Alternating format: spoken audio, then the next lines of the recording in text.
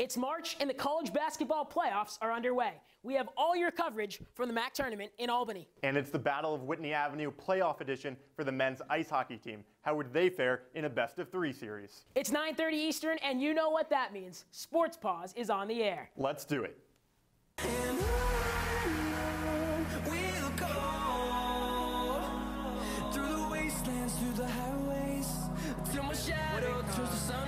Robinson for three. Quinnipiac will advance to the semifinals. Quinnipiac and Yale in playoff hockey. What else could you ask for?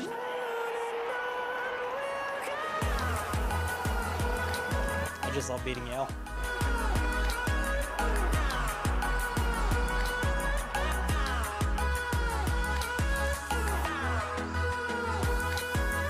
Number 1 seed, Quinnipiac Bobcats, winners of 20 consecutive games.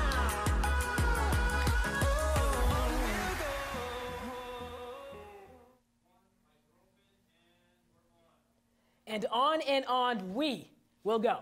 Hello, good evening, and welcome inside Studio 125. My name is MJ Baird. And I'm Kyle Levasseur, and I know it's an overused cliche, MJ, but it truly is the best time of the year. Men's ice hockey is now in the ECAC hockey playoffs, and both the men's and women's basketball teams traveled up to Albany for the Times Union Center for their MAAC playoffs this past weekend. Props to all our beat reporters covering all of those sports from Connecticut to New York. We start tonight with some basketball coverage from the Times Union Center.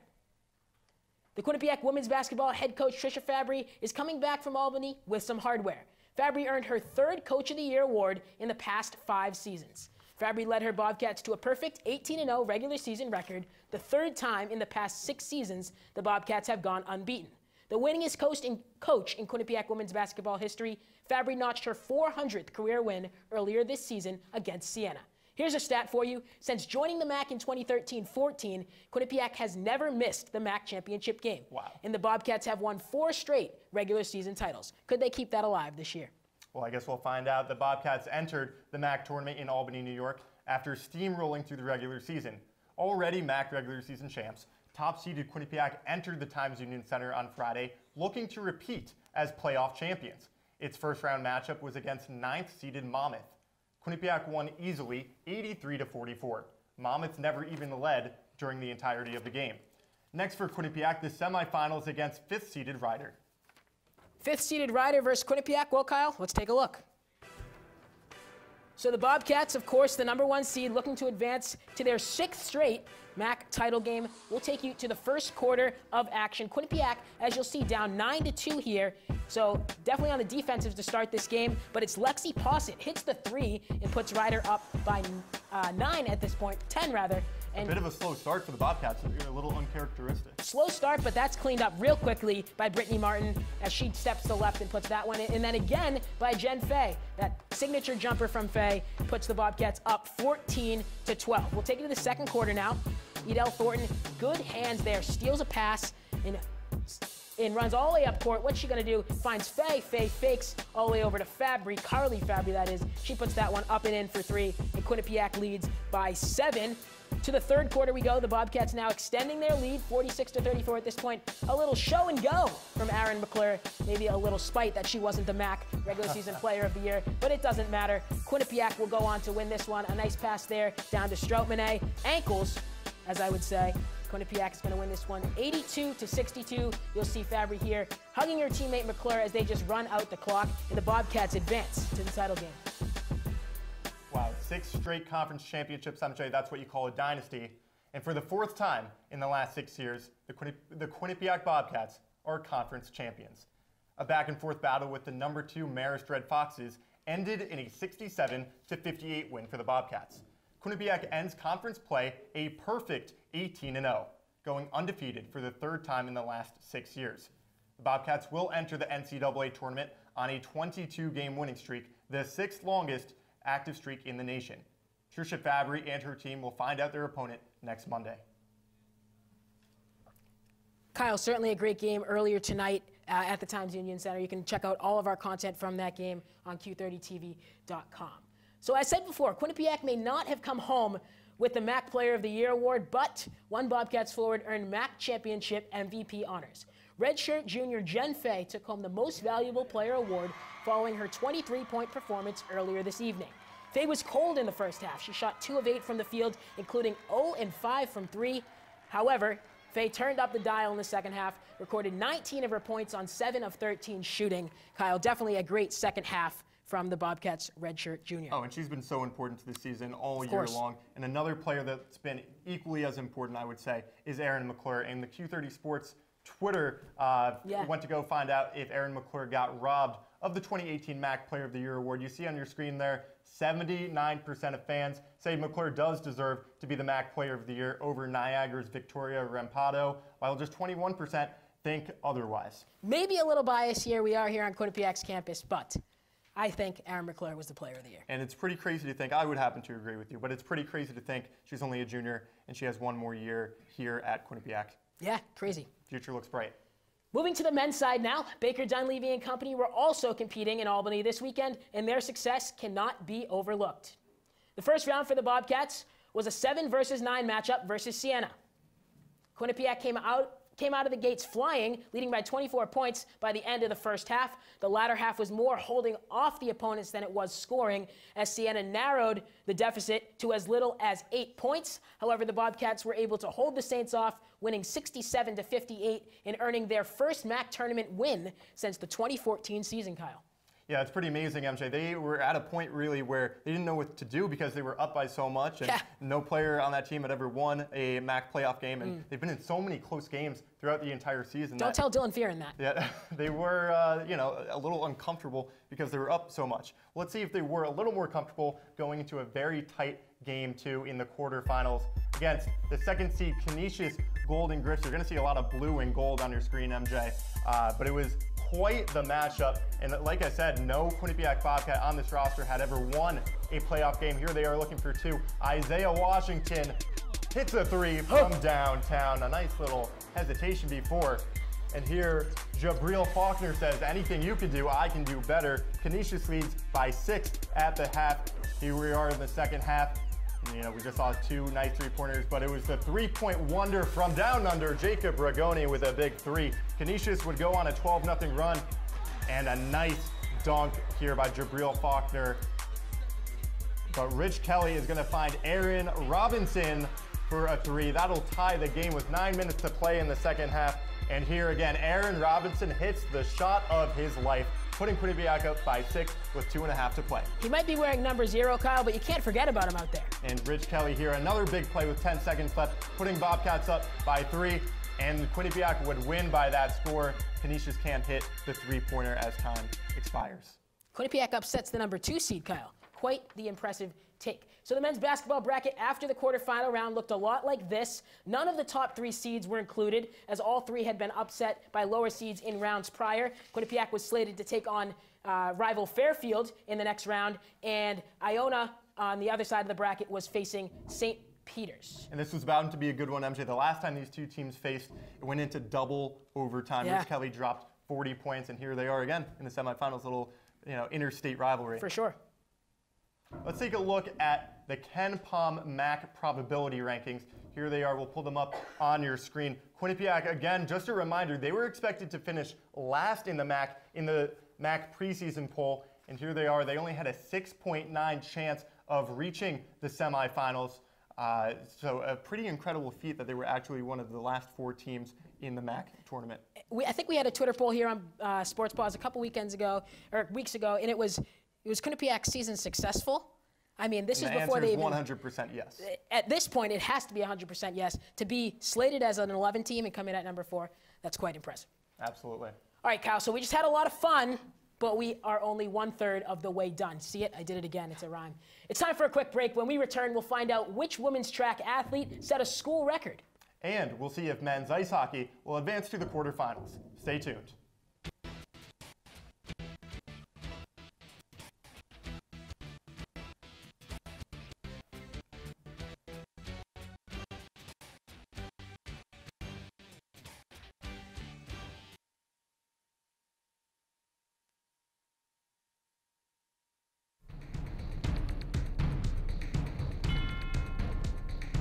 Whether you're on the quad, in your room, or heading to class, tune in to Q30 News for stories by student journalists you can trust. We are covering the latest here on campus and in surrounding areas. Get the news you need to know every Wednesday night.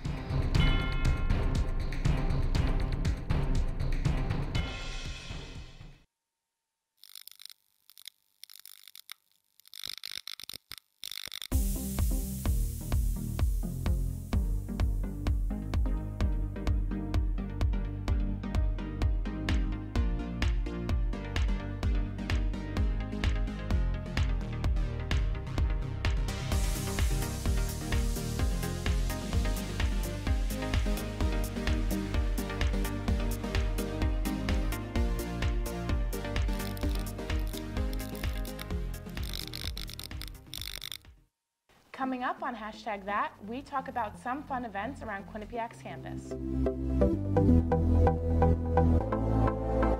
And we talk about some weird news that's been discussed around Twitter. All that and more, we are your source for Quinnipiac's entertainment news.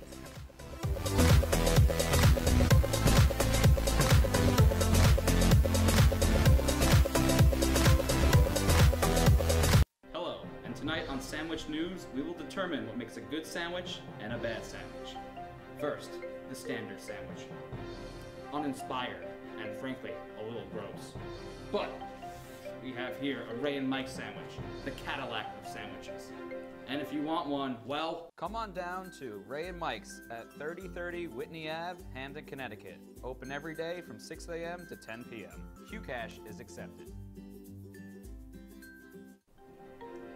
Now that's a sandwich. Sports Paws is brought to you by Custom Cakes by Steve. If you can dream it, we can bake it. All right, Kyle, so I left our viewers hanging there at the end. We never got to the men's basketball thing, so let's get to it, huh? Yeah, it's the most exciting game this season for the men's basketball team facing the Fairfield Stags. Let's see what happens. Let's have a look. The Bobcats in the MAAC tournament semifinals. I don't think anyone would have told you they would have been there at the beginning of the season. Abdoulaye Bundu gets it started with a nice block there. And Quinnipiac at this point is down 2 points, but make it 5. A three-pointer there from Jerome Segura gives Fairfield the lead. This time another three-pointer, but it's Tyler Nelson. Just puts Fairfield up even farther. They're up 6 points here in the first half, but Isaiah Washington steps up and narrows that down to 3. A fast-paced back-and-forth game here, Kyle. You'd expect nothing less for Quinnipiac basketball. Rich Kelly down low to Cam Young, the fall-away layup. He gets it to go in. Fairfield is up 72-64. Aaron Robinson gets his shot block, kicked it out to Rich Kelly. Can the Bobcats try to get on the board at the end of the game? They can't. Robinson will foul, but that is all it's going to do. Final score, Fairfield 74. Quinnipiac 64. Fairfield advances to the MAAC championship game. Kyle Ware, hot off the press. Iona has beaten Fairfield and are the 2018 MAAC champions. Wow, back-to-back champs for the Iona Gales. But let's just stick with the Quinnipiac Bobcats right now. Just such an impressive run. They were, only down by 3 late in the second half, fighting to compete for a MAAC championship spot. Yeah. I don't think anyone coming into the season would have ever predicted that. Now their season's over, but Baker Dunleavy's squad does look like they have a very bright future to come. Someone whose season is not over is the Quinnipiac women's basketball team. We talked earlier about how Jen Fay had won that MAAC championship game MVP. Our own Sierra Goodwill caught up with Fay after the game. Let's have a listen. I'm here with Jen Fay, the 2018 MAAC tournament MVP. Jen, first of all, how does it feel to be champs again, back-to-back years? I mean, it's awesome. We've been working all year for this. Obviously, last year was a successful one, too, and we're just we had to take it one step at a time. Obviously, we got to win the MAAC first, and now we have our sights set on the tournament. You dropped 23 points in this game, especially impressive second half. But what some people might not know from your play tonight is you didn't think you were playing this morning. Can you take me through what was going through your mind this morning when you woke up with an injury? Yeah, yesterday during the Rider game, second half, I kind of just landed awkwardly. My leg had been a little stiff for a while, and it kind of just reset that to a more severe degree. So I woke up this morning and it really was not feeling great. I had told Coach, and I was like, I don't know if I'm going to be able to go, but the doctors and the athletics trainer really helped me out. We got a few little pain injections, some stretching, and I was able to go. And again, once I got on the court, I mean, the adrenaline started pumping and leg loosened up, and I was not coming off. And now that you're going back to the NCAA tournament, given what you guys accomplished last year, what do you hope that the team, whoever you're matched up against, thinks about when they see your name? I just hope they know who we are, first of all. I mean, I think last year we proved a lot to a lot of people, and I think we're just going to be ready to do that again. Great. Thanks so much, Jen. Thank you. So, MJ, the men's ice hockey team traveled to Yale this past weekend for the first round of the ECAC hockey playoffs. Let's set the scene first. The last time these two rivals met, the Bulldogs bested the Bobcats 3-2, snapping Quinnipiac's 10-game unbeaten streak against Yale. This is also the first time Quinnipiac has had to travel in the first round of the playoffs since 2006. The Bobcats also entered the series having never lost in the first round of the playoffs. Extremely impressive. Sure. And oh, by the way, it is one of the fiercest rivalries in college hockey. MJ, we were both there. Let's see your story on Game 1. Quinnipiac went down. We struggled a little bit in the first. I thought Yale was good, and the message after the first was we need to play better. But it certainly wasn't out. 5 unanswered goals, including this between-the-legs finish from freshman Joe O'Connor, lifted the Bobcats to victory in Game 1 of the ECAC first-round series versus Yale. We really battled and played a good, honest game tonight. Good habits, kept it simple, and the passion was there, the care was there, and if we're going to do that and play to our identity, we'll win a lot of games. Last month, Quinnipiac saw its streak of nearly 5 straight seasons of wins over Yale snapped right here at Ingalls Rink. But the Bobcats captain feels there's no better time to get back at your rivals than in the playoffs. Left a sour taste in our mouth after last time we played here, and I wanted to come back and get some redemption. Glad we came out with a W. Despite taking a lead into the first period tonight, Yale head coach Keith Allain knows his team needs better. Well, we certainly have to play much better than we did tonight. I didn't think we were very good in any facet of the game, so if we don't play better, there won't be a Game 3. The Bulldogs certainly won't see a Game 3 if they don't straighten things out tomorrow. But Prisky has no plans to let the series get that far. I just love beating Yale. That's it. Just do whatever I can to chip in offensively and defensively to help the team win. Quinnipiac freshman goaltender Keith Petruzzelli got the start in net tonight for the Bobcats. It was the second consecutive Quinnipiac-Yale game in which he was in the cage. I asked Pecknold after the game which goaltender he was leaning towards for Game 2. He said, "We'll make that decision tomorrow." Reporting at Ingalls Rink, I'm MJ Baird, Q30 Sports. Well, MJ, you heard Keith Allain there. If the Yale Bulldogs didn't play better in Game 2, there would not be a Game 3. And here we are. We'll jump right into the second period. Chase Prisky didn't lose a touch from Game 1. Oh, what a nice celly there. He'd have 2 goals on the weekend. A great weekend for the captain, and another great weekend here by Odin Tufta. The two of them really spearheaded this offense. I don't know what that celebration is, MJ, but I'm loving it. Is that Fortnite? Well, we'll move on to the third period. Quinnipiac up in this one, and the Bulldogs trying to fight back. That'll cut the Quinnipiac lead down to 3-1. A nice top right corner goal right there. Snipe there from Kevin O'Neill. Keith Petruzzelli would play very well in net this weekend here. Alex Whalen is going to add an empty net goal, his second empty net goal on the weekend. But don't let the play of Keith Petruzzelli go unnoticed. Only 1 goal allowed in both games by the freshman in a very hostile road environment in the playoffs. Quinnipiac would go on to sweep the series, outscoring the Bulldogs 9-2. They will travel to Cornell next weekend to face the #2 team in the country. Kyle, just like you said, of course, the Bobcats are going to travel to the #1 seeded Cornell next weekend. So now let's bring in Q30 Sports men's ice hockey beat reporter Jonathan Banks. Jonathan, Quinnipiac, 9 goals. Yes, 2 of them were open nets against Yale. But really, offensively, what was working for the Bobcats? Well, there wasn't really much that wasn't working for Quinnipiac. They were playing their old brand of hockey that we've been used to in recent years. We saw it against #3 Clarkson and Hamden this year. But, I mean, I can't really think of another game other than that. I was at Media Day today. Head coach Ren Pecknold spoke about his team's sweep against Yale. Let's hear what he had to say. We play to our identity and we lock in on that. We get rewarded, and I think the Yale series was a good indication that the guys were locked into that. As good as they've been all season, those are probably 2 of our better games on the year. And again, I think it was our identity came through, and when we do that, we get rewarded. Yeah, Jonathan, at the beginning of the season, the team was saying last year was a down year to their standards, not making the NCAA tournament. And again, Grant Pecknold just said it a week ago that this has, again, been a down year for their regular season. But here they are again in the playoffs. They're now undefeated. What is the mood like in that Quinnipiac locker room?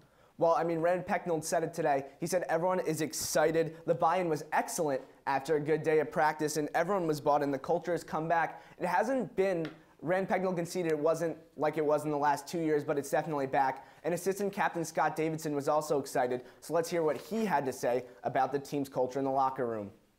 I started saying it on Sunday how I just feel like our team's a new beast. Playoffs has just brought on this excitement, and I don't know, everyone's just up and things are going our way. So Jonathan, of course, Quinnipiac has to get on a bus and travel to Liner Rink. But what is the X factor going to be for the teams? I want you to start with Cornell. Yeah, I mean, for Cornell, there's really one answer here, and it's Matthew Galida, the freshman netminder. He has a 1.499 goals against average. That leads the conference and the country second in save percentage to Colton Point. Only one of his games in February was separated by more than one goal. It was a 4-2 win against RPI. He has 8 shutouts this year, which is impeccable. It's a historic season for the Cornell defense. In 29 games, they've given up 44 goals. Clarkson is second in the country in that stat. They've given up 65. Kyle, MJ, I'm no math major, but that's a lot of goals, 21 goals to be exact. Cornell head coach Mike Schaefer said he wasn't sure which goalie he was going to go with at the start of the season, and Rand Pecknold called Galida one of the best goalies in the country. So just so you know right there, Matthew Galida is the guy to look at for the Big Red. All right, Jonathan, so one last thing before we let you go. What is this series going to look like? It's going to be back and forth. You know, these teams played 2 close one-goal games all season. I think that it's going to come down to the defense with Galida leading Cornell. Quinnipiac needs to find goals through Odin Tufto. He's had 15 multi-point games this season. The last player to do that was Jack Eichel, who is enjoying a great career so far in the NHL with the Buffalo Sabres. But I think it's gonna be close. Quinnipiac played arguably their best hockey of the week this past weekend, but I'm not sure it'll be enough. Cornell's won 4 of their last 5. They're 13-2 at home. They're 3rd in team scoring, just over 3 goals a game. Anthony Angelo leads Cornell in points. He's tied for 22nd in ECAC hockey, which shows that Cornell can score and they can play a team game. I don't think it's going to be enough for Quinnipiac. In my opinion, defense wins championships, and I got Cornell in 3 games.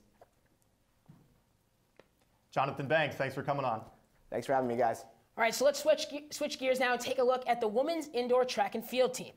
Quinnipiac competed in the ECAC championships this past weekend, and starting on the individual level. Senior Jessica Lee continued her outstanding indoor season on Sunday, capturing the individual title in the 60-meter hurdles. On Saturday, fellow senior Emily Wolf won the 5,000-meter run. Her time of 16 minutes and 40 seconds was a personal best. And now we actually have Wolf live in studio with Q30's own Robin Brown. Robin, take this one away. Thanks, guys. I'm joined tonight by Emily Wolf. Emily, thanks for being here. Of course. So this past weekend, you and your team competed at the ECAC Indoor Championships, and last season you redshirted. You come back, win the 5,000-meter title. When you crossed that finish line, how did it feel knowing your name was being written into the record books? It was really exciting. I went to that race just knowing that I was going to run my hardest and see if I could win it. So it was really exciting when I did. So as a sophomore, you won that same event at the MAAC championships. But when you went to the ECACs, you got 6th place. So from then to now, what did you work on in aspects of your training to improve to win that title? We worked a lot on just little bits of strength with whether it's your hips or your back or your shoulders, trying to stand up taller and get more leg drive. I think that helped a lot, just building a stronger stance to run a little faster. And so aside from you, your teammate Jessica, and she set a record in the 60-meter hurdles and then the 4x800 relay team breaking the school record. What does it mean to know that your teammates are also achieving such great success alongside of you? It's a lot easier to run fast when everyone around you is doing the same thing. When a team is working towards one goal, everyone starts firing each other up and kind of performing at their top level. And so I was doing a little research, and so you were born in the Netherlands, and then you came to the United States and moved all around the country.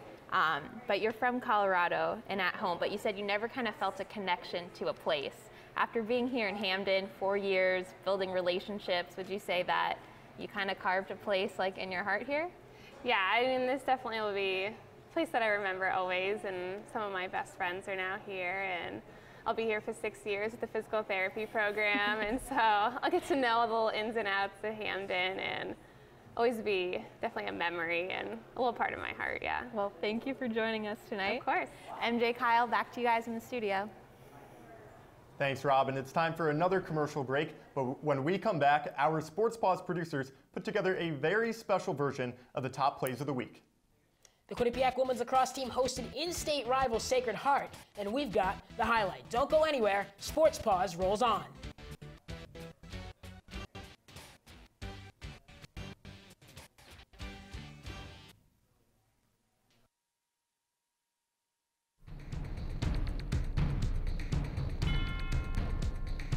Whether you're on the quad, in your room, or heading to class, tune in to Q30 News. For stories by student journalists you can trust. We are covering the latest here on campus and in surrounding areas. Get the news you need to know every Wednesday night.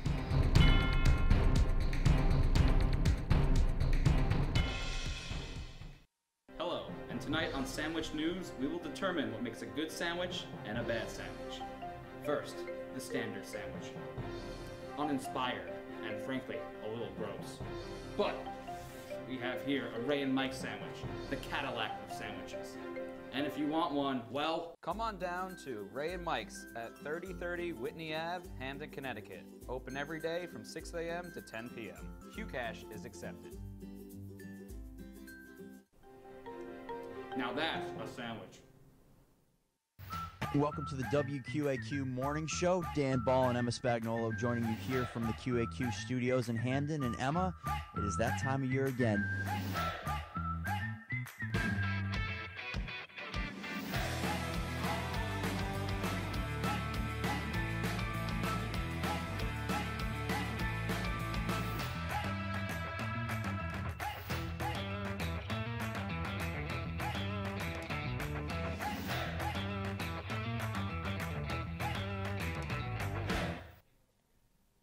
Quick message from our sponsors. Sports Paws is brought to you by Custom Cakes by Steve. If you can dream it, we can bake it. The men's lacrosse team hosted the New Jersey Institute of Technology on Saturday. Quinnipiac scored 10 unanswered goals en route to an 18-6 victory. Foster Cuomo and Mike Fletcher each scored 4 goals in the contest. Quinnipiac's next game is Tuesday night, a short ride down the Merritt Parkway at Fairfield University. The men's lacrosse team's standout against NJIT was Foster Cuomo. The junior tallied 5 goals and 7 points, both career highs, for his first career MAAC Weekly Award. Quinnipiac now has 4 MAAC Weekly Awards this season, despite just playing 4 games. Moving to the women's side now. The women's lacrosse team scored a season-high 16 goals at home against Hartford last Wednesday. 11 different players scored goals for the Bobcats, the most widespread offensive contributions they have had all season. Quinnipiac improved to 2-2 with the win. Quinnipiac Acro in tumbling earned its second win of the season on Saturday. Quinnipiac defeated King University by over 30 points, Kyle, a huge margin in acrobatics. A very impressive win for the Acro team. All right, Kyle, so let's jump to my favorite time of the show, the top 10 plays of the week. Yeah, usually top 5, but there were so many good plays to choose from in playoff time, so might as well make it top 10. All right, you start us off with number 10. Sounds good to me. We'll be starting with women's basketball at the Times Union Center. Erin McClure dishes it to Carly Babry with a nice little shot from inside the paint. The floater. Quinnipiac would go on to win. Number 9, men's ice hockey at Yale. This is from game 2. Kevin O'Neill, a little bit of end-to-end action here, walks into the high slot, fires, and he's going to beat Petrozelli, top shelf on the right side.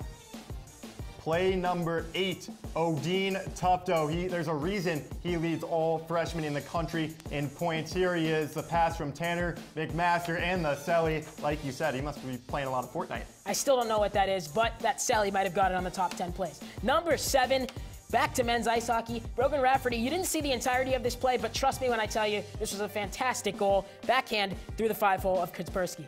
Play number 6, women's lacrosse versus Sacred Heart. A little spin move right there in front of the net. Sacred Heart would go on to lose. Play number 5, women's basketball. A little passing sequence from the Bobcats. Give and go from Stroutman to Fay, back to Stroutman for the lay-in. Play number 4, there's a lot of men's basketball here in the top 4 plays, and Isaiah Washington gets the 4th spot. Get off me. Oh, Abdulai Bundu, excuse me. What a block by the kid. You jumped the gun on Isaiah Washington, Kyle, but here he is. I don't know where this came from, but it scares me a little bit. Put Put someone in a coffin there for the 2 points. It's only 2, but it was a good 2 nonetheless. The runner-up for play of the week, men's basketball, Aaron Robinson, like I said, the shot of his life, a huge insurance three-pointer for the Bobcats as they go on to win by 3. In Sports Paws' top play of the week, we're going back to the ice.